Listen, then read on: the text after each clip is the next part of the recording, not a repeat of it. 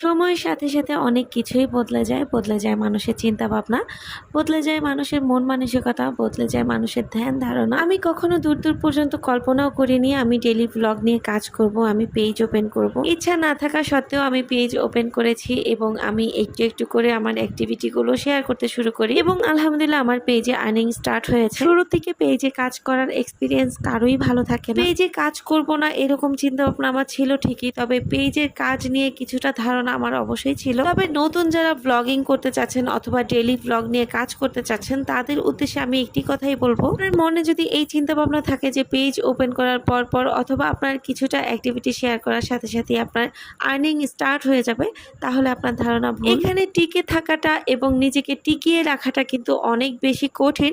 সেক্ষেত্রে আপনাকে অনেক বেশি ধৈর্যশীল হতে হবে। ইভেন মোর দেন ইম্পর্টেন্ট থিং হচ্ছে মানুষের নেগেটিভ মন্তব্য, নেগেটিভ কমেন্টস, যেটাকে আপনার খুব সহজে